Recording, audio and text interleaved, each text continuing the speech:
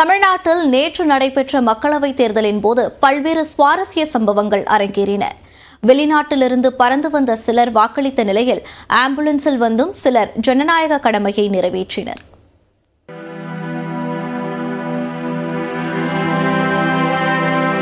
ஐயா, நீங்க இறந்துட்டீங்க, உங்களுக்கு வாக்கு இல்ல, வாக்களிக்க வந்த ஒருவரிடம் இப்படி கூறினால் எப்படி இருக்கும்? போன உடனே ஓட்டு போடக்கூடாது, இறந்துட்டீங்கன்னு சொல்றான். நீங்க இறந்ததா இருக்கு, நீங்க எப்படி ஓட்டு போட வந்தீங்கன்னா அப்ப என்ன பேயா வந்திருக்கேனா? அப்படி ஒரு சம்பவம் அரங்கேறியது தூத்துக்குடி மாவட்டம் கோவில்பட்டியில். சிந்தமாவணி நகர் பகுதியைச் சேர்ந்த 70 வயது மருதப்பன் புது கிராமத்தில் உள்ள வாக்குச்சாவடிக்கு அரசு அளித்த பூத் சிலிப்புடன் வாக்களிக்க சென்றார். அங்கிருந்த தேர்தல் அதிகாரி மருதப்பன் இறந்து விட்டதாக வாக்காளர் பட்டியலில் உள்ளதென கூறவே அதிர்ச்சியடைந்தார் அவர். பிரச்சனை நான் பண்ணல, நீங்க உண்டு பண்ணிருக்கீங்க, எனக்கு இதுக்கு முடிவு தெரியணும். அவர் அதிகாரிகளுடன் வாக்குவாதம் செய்ததால் சிறிது நேரம் வாக்குப்பதிவு நிறுத்தப்பட்டது. உயர் அதிகாரிகளுடன் பேசிய அதிகாரிகள் மருதப்பனிடம் கைரேகை மற்றும் கையெழுத்தை பெற்ற பிறகு வாக்களிக்க அனுமதித்தனர். வேக பெறட்ட சொல்லி கையெழுத்து வாங்கிட்டு ஓட்டு போட சொல்லுங்க, பிரச்சனை பண்ண வேண்டாம். சிவகாசி அருகே பூசாரிவட்டி கிராமத்தில் பெருமாள் சாமி என்பவரது குடும்பத்தில் 150 பேர் கூட்டு குடும்பமாக பல தலைமுறைகளாக வசித்து வருகிறார்கள். அவர்களில் 90 பேர் வாக்கு செலுத்த தகுதி பெற்றிருந்தனர். அவர்கள் அனைவரும் டிராக்டர், பைக் உள்ளிட்ட வாகனங்களில் சுமார் 4 கிலோமீட்டர் தூரத்தில் உள்ள மம்சாபுரம் அரசு உயர்நிலை பள்ளியில் சென்று வாக்களித்தனர்.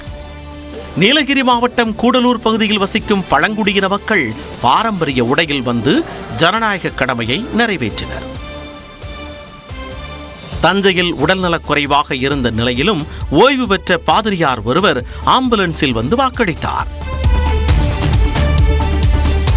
இதேபோல மருத்துவமனையில் அனுமதிக்கப்பட்டுள்ள முன்னாள் துணை சபாநாயகர் பொள்ளாச்சி ஜெயராமன் தனது சொந்த ஊருக்கு வந்து வாக்களித்துவிட்டு மீண்டும் கோவை மருத்துவமனை சென்று விட்டார்.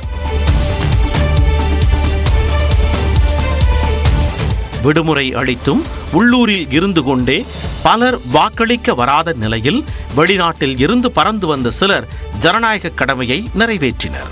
நியூசிலாந்தில் பணியாற்றி வரும் 46 வயதான வினோத் சுமார் 1,70,000 ரூபாய் செலவு செய்து பறந்து வந்து கடலூர் செம்மண்டலத்தில் வாக்களித்தார்.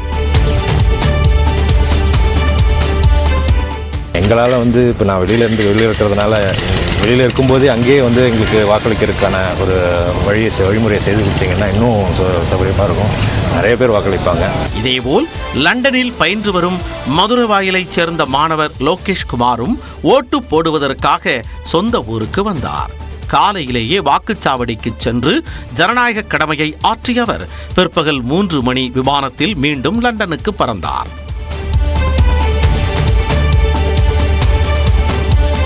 திண்டுக்கல் மாவட்டம் பழனி அருகே புது ஆயக்குடியைச் சேர்ந்த விஜய் ரசிகர் மன்ற நகர துணைத் தலைவரான சரவணன் ஓட்டு போடுவதற்காக வாக்குச்சாவடி சென்ற நிலையில் அங்கு ஏற்கனவே அவர் ஓட்டினை வேறு யாரோ போட்டதை அறிந்து அதிர்ச்சியடைந்தார். தெரியல, ஆல்ரெடி போட்டாச்சு. ஆனால் ஜாப்தால பார்த்தீங்கன்னா 3 ஜாப்தா வச்சிருக்காங்க. 2 ஜாப்தால என்னோட போட்டோ இருக்கு, ஒரு ஜாப்தால வேற ஒருத்தரோட போட்டோ இருக்கு. சர்க்கார் விஜய் பாணியில் அதிகாரிகளிடம் அவர் முறையிட்டதை தொடர்ந்து ஆவணங்கள் சரிபார்க்கப்பட்டு அவருக்கு டெண்டர் வாக்குரிமை அளிக்கப்பட்டது. இதேபோல் திருப்பூர் மாவட்டம் பல்லடம் அண்ணாநகர் பகுதியைச் சேர்ந்த பழனிசாமி என்பவரது ஓட்டையும் வேறு யாரோ செலுத்திவிட்டார். அவரும் அதிகாரிகளுடன் வாக்குவாதம் செய்ததை தொடர்ந்து டெண்டர் ஓட்டு அளித்தார்.